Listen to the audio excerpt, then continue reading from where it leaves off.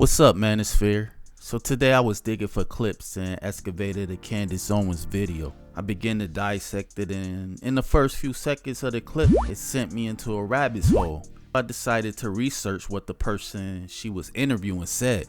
His name is Dennis Prague, and I found out some interesting things. I got a call. I do a male-female hour on my radio show every week, and I have for about 15 to 20 years. So a woman called me. She said, I'm 50 years old. I have 3 degrees. I'm a very successful entrepreneur, CEO. And I want you to know, Dennis, that I deeply regret that I followed the feminist advice at college. Because when I come home after a successful day at work to an empty home, no husband, no children, no family, it's not good. So I thought to myself, she aged herself at 50. So what happened in feminism 50 years ago until now? I remember from other studies that there are waves of feminism. And if she's 50, her life would include the second wave.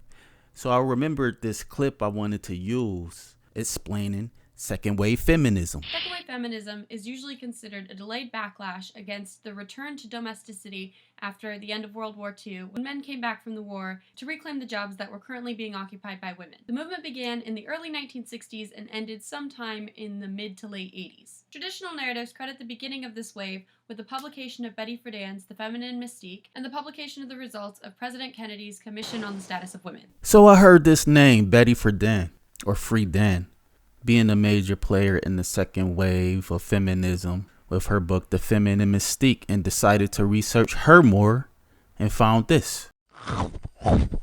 In my opinion, the other half of the revolution, the other half of women's liberation movement is the boys in my country and in yours wearing their hair long, and those boys who are wearing their hair long are saying no to the masculine mystique. They are saying no to that brutal, sadistic, tight-lipped, crew-cut, Prussian, big muscle, Ernest Hemingway, kill bears when there are no bears to kill, and napalm all the children in Vietnam and Cambodia to prove that I'm a man, and be dominant and superior to everyone concerned, and never show any softness.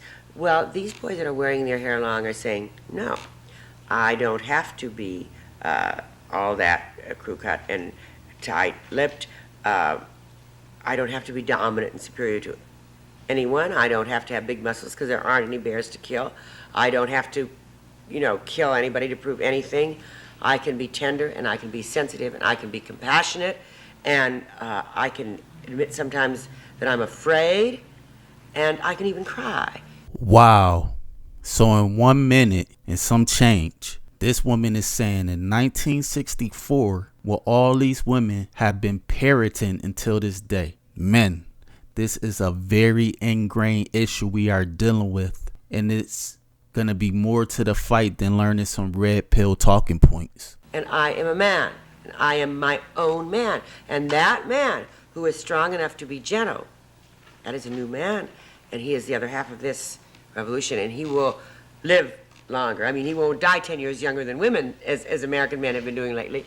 And he will also, that man that's strong enough to be gentle, I think, really welcomes his liberation and the end of his loneliness and the end of this sea of hostility that has been, preventing love in this country, and that has been dehumanizing sex and making such loneliness and such alienation, frustration for everyone. And he will welcome a woman who can come out from behind that simpering, mask of ruffles that hides so much rage and impotent rage and unnecessary covert manipulativeness, and welcome the woman that can come out of that mask of ruffles and rage and be a person and be a joyous woman because she really feels like she's somebody. And then you see we'll both be able to make love, not war. And in the highest sense, not only between man and woman, the war between the sexes could become an Armageddon.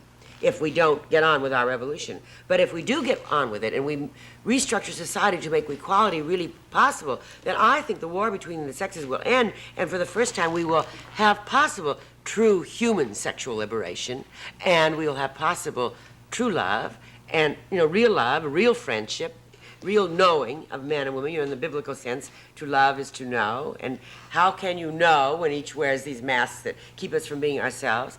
And then, in the largest sense, in the world sense, we'll be able to make love, not war.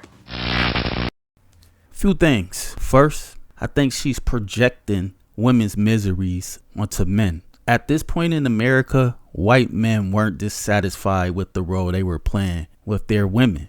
It was the women who were dissatisfied. Two, she knew by telling women they didn't have to be housewives and mothers, but to find their true self in the public spaces, it would create friction with their men.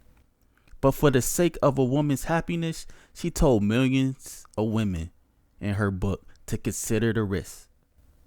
I found one other clip too.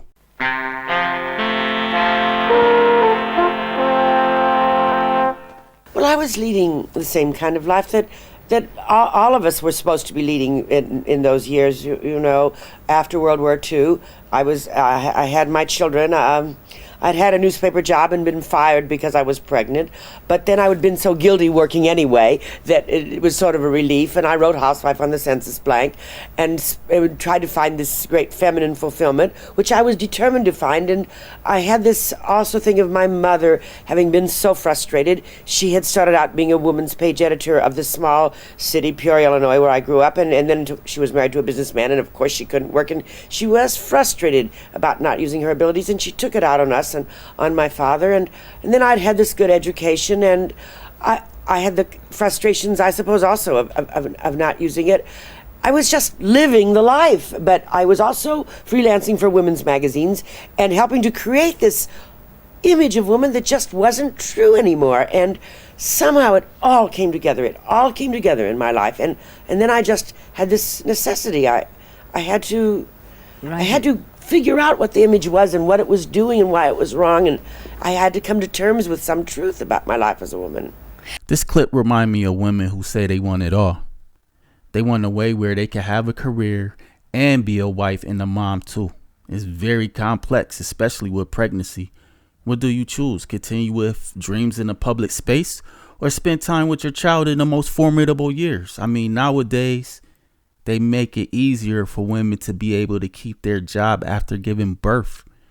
Complexity because the traditional roles is slavery to women.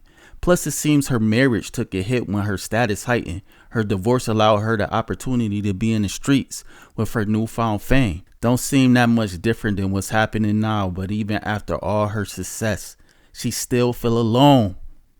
But she still decided to tell women accept the friction to ultimately get a truer state of happiness. You mentioned your divorce there. Do you think that because you have been part of the action, because you have helped start the movement to free yourself and other women, do you think that in a sense too that you've lost, your own life has suffered, your marriage has gone, you've missed out? That's much too simple. A cliche, it's almost a cliche to say, you have to choose. If there's anything that my work has been about, the feminine mystique and the way it's changed, breaking through it, the way it's changed all our lives to call ourselves person, is that we shouldn't have to make these choices anymore. You choose between profession, career, and love, motherhood, marriage. So we have to make our lives now, and can, in a much more complex pattern, but it can't always be happiness. I got the courage finally to get out of an impossible marriage, bad marriage, and I held on to it too long because I was afraid of being alone, and I am lonely sometimes now, but I have made my own happiness in unconventional ways, perhaps. Mm-hmm. I have great satisfaction with my children. I have the love of Are you totally free? And, are you totally free though up here? No. I wish I were. You see, I have days and hours when I feel marvelous and I really enjoy life, and And the movement itself and the change that we've made, and women finding their strength to do these things that we didn't think we were capable of doing. We couldn't have dreamed that we had this, that we could change the possibilities of lives for our daughters and for ourselves, and it really has changed everybody's life, as I say in the book. But all of this is exulting. It's an exultant feeling sometimes. But I'm not free. I'm all full of doubts. I hate going places alone still. So Yes. I worry what to wear. I worry what people are going to think. But what about your daughter? You say you've made our daughters free. Do you think that your daughter's very different then because of what's happened? Oh, I think my daughter's wonderful. And But your daughter meaning her generation then, yes, you know. and yes, they How much freer then are well, they? I think they start from a different place than we started. They will not be burdened with as many of these guilts and these conflicts. My daughter just graduated from college, and she's going to be a doctor, and she's going to medical school. She certainly intends to marry and have children. I don't think she's going to be full of guilts about it. She will have to put it together in her life and make a pattern of it in her own way, but she doesn't have to hide her intelligence or feel that there's a conflict between her intelligence and her femininity, and she does expect to be paid and rewarded and to have the same opportunities that she would a man, and yet she is what you would call very feminine. She feels very good about herself as a woman.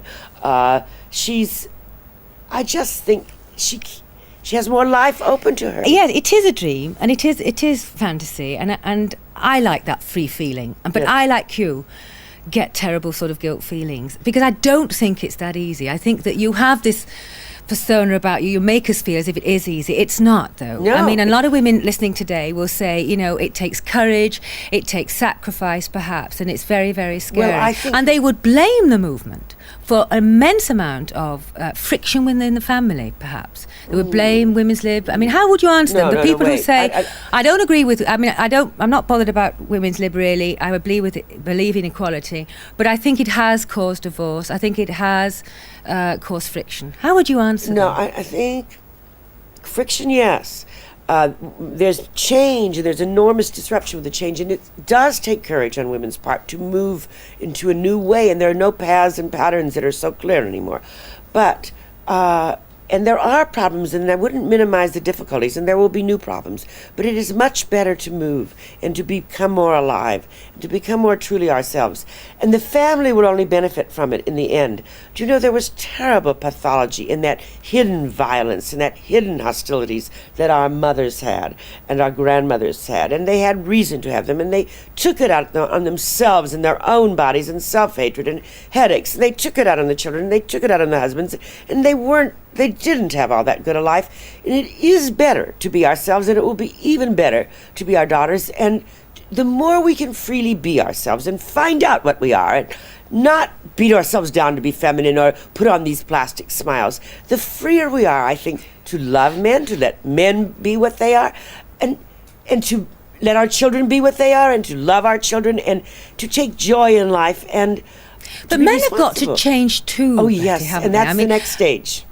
The next. What's that then? You tell me then what Well, men the have next, got to... the next has to be, you see, this first stage, when I said no to the feminine mystique, and then we have to say no to sex discrimination, as we did in the Yes, women's right. movement. And now I think we've just about come to the end of having to say all these no's. We have to put it together for a new yes. We have to put it all together, make it work for us in life, create the new patterns. You know, it doesn't mean that we give up the home, but it has to be a different kind of home. We can't just keep the same standards of complete perfection in the home that we used to have. And the work has to be shared differently. Husband, wife, children, or even if you live alone, you still have well, we don't stop cooking necessarily, but we don't cook as slavies anymore, and we can eat out with a freer feeling. Well, I'd almost put the finger more on the media in a way. Any movement has extremists. The media picks on the extremists and the exhibitionists because it makes more startling news. There was a lot of rage in women, and it had been suppressed, and then it came out. And I think, and I always took issue with what I call the pseudo-radical extremists that tried to translate that rage into some permanent ideology of sexual warfare, and that seemed to say down with men, down with marriage, down with children, down with home. I didn't think that was what it was all about at all, that what we really were all about was just that women must be people now, can be people now, therefore are entitled to the equality of opportunity and their own voice, and then they must put it together and are free to put it together in a better kind of home and family and motherhood and a choice of motherhood and love and the rest. So much to break down and unpack, but I'll leave some points she made for other videos. Dennis Prague made a good summary of what I was thinking when I heard these clips anyways. He said, because I was at college at the cusp of feminism, and I've never said this publicly, and You loved feminism, didn't you? You loved it, every second of them that's throwing the their point. bras. No, that is the point.